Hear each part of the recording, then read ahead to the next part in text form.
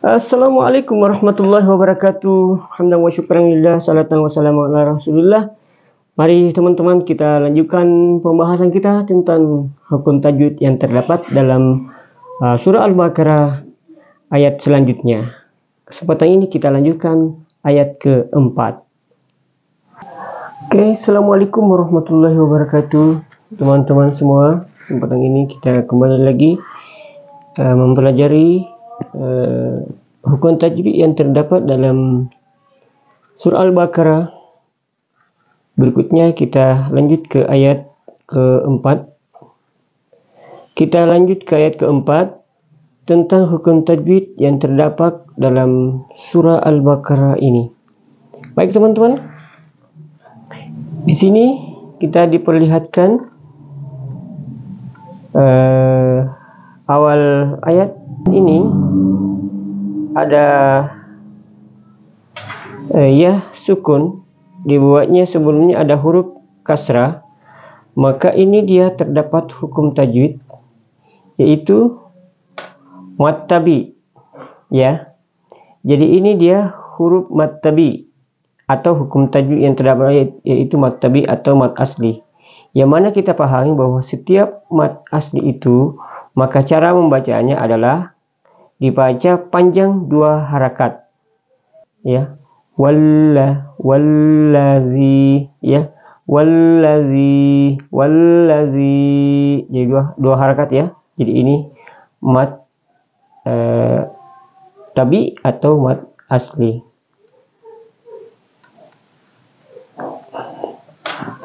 Kedua dan seterusnya.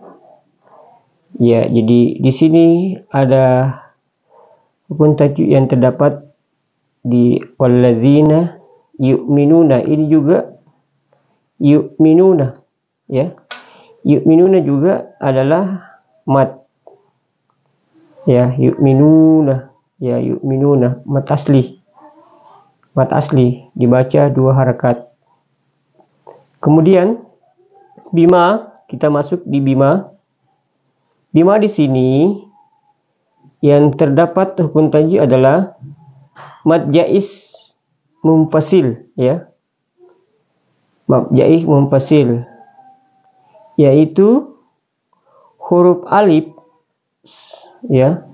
Ini huruf alif, ya, yang berdiri ada tanda fathah di atas ini.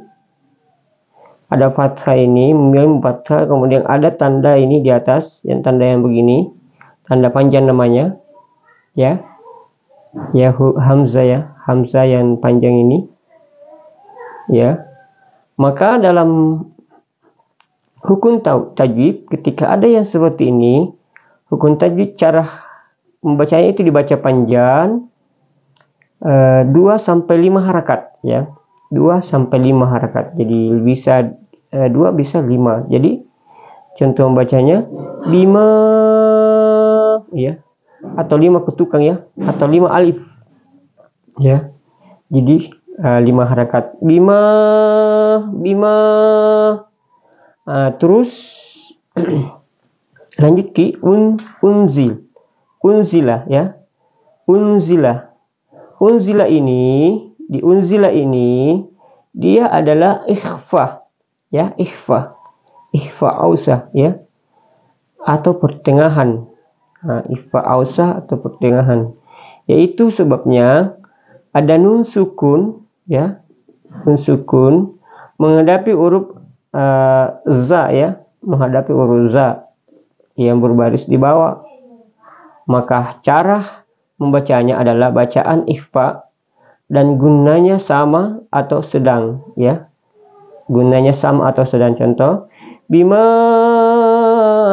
unzila, ya, unzila, ya, unzila. Begitu, ya. Terus kita lanjut ke ilaika. Ilaika. Ilaika di sini terdapat hukum tajwid itu huruf lin, ya, huruf lin. Sebab huruf ya sukun setelah fathah, ya, huruf ya sukun setelah fathah. Jadi bacanya ilaika, ilaika, ilaika, ya, bukan ilaika, bukan ilaika ya, ilaika. Nah, begitu ya cara bacanya. Nah, terus kita ke sini lagi. Nah, kembali lagi ini adalah mat wajib, mat jaiz munfasil, mat jaiz munfasil. Jadi cara membacanya seperti saya katakan tadi, ada hamzah memanjang, kemudian ada tanda di atas seperti ini. Maka ketika kita menghadapi seperti ini, itu cara membacanya 2 sampai 5 harakat panjangnya. Sama ini juga, ini ikhfa juga ya. Nah, ikhfa juga ini kita membaca seperti biasa tadi ya. Sama gunanya sama atau sedang ya. Begitu, unzila ya. Nah, terus min qabl ya. Min qabl. Yang pertama di sini ada ikhfa, abad, paling jauh ya, abad. Sebab nun sukun ya, ini nun sukun menghadapi huruf ko ya, huruf ko ya. Maka cara membacanya ikhfa abad, yaitu huruf nun sukun ya, huruf nun sukun atau tanwin. Huruf nun sukun atau tanwin apabila menghadapi huruf kaf atau qaf ya, menghasilkan bunyi ya, pada waktu mengucapkan ikhfa. Bacaan ikhfanya lebih lama dari gunanya. Jadi ikhfanya min qabl ya, min qabl begitu ya. Kedua, nah ini qabl ada qalqalah sugra, sebab huruf qalqalah itu ba sukun asli, jadi dibunyikan, bukan qabli ya. Jadi qabli ya, qablik ya, begitu ya. Seterusnya wabil akhirati ya, wabil akhirati ini ada 3 hukum tajwid yang terdapat di dalamnya. Yang pertama adalah alif lam qamariyah ya, ini bil, wabil alif lam qamariyah, sebab alif lam menghadapi huruf hamzah cirinya ada tanda sukun. Jadi setiap ada alif lam yang memiliki sukun, maka itu tandanya dia adalah alif lam qamariyah begitu. Terus mat badal, sebab berkumpulnya hamzah dengan huruf mat dalam satu kata.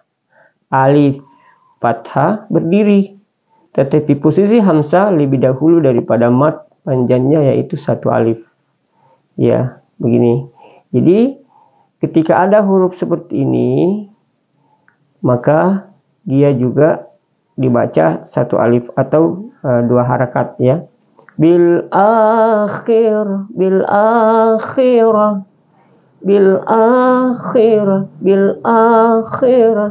ya. Jadi tidak boleh bil ya. Biasa bil akhirah. Jadi tenggorokan juga bil akhirah.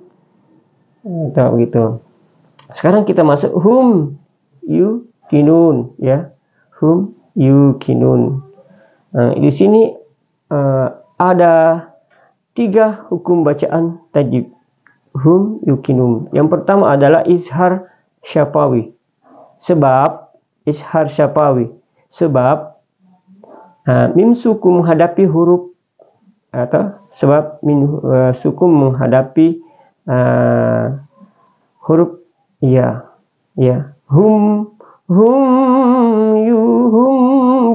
Cara bacanya izhar syafawi, yaitu huruf mim sukun dibaca dengan jelas, tidak dengung ya.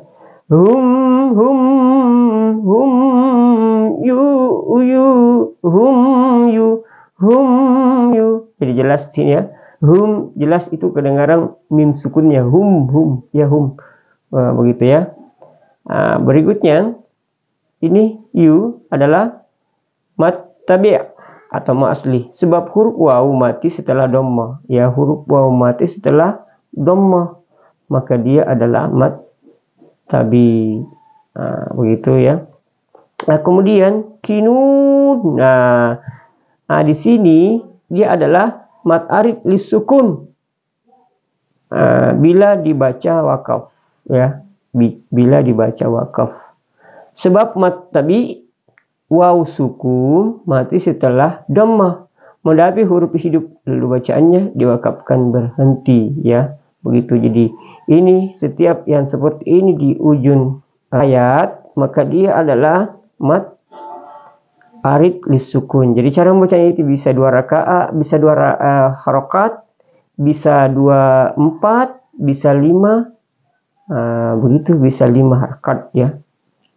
Jadi alhamdulillah kita sudah sampai di ayat keempat ini, dan mari kita ulangi dari awal ya.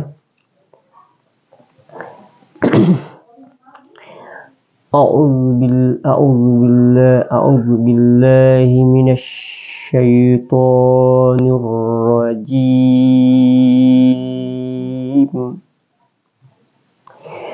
Wallazina yu'minuna bima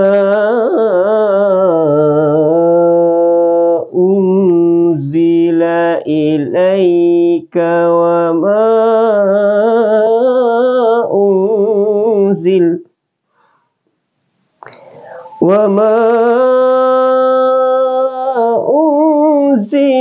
min qablik wa bil akhirati hum yuqinun.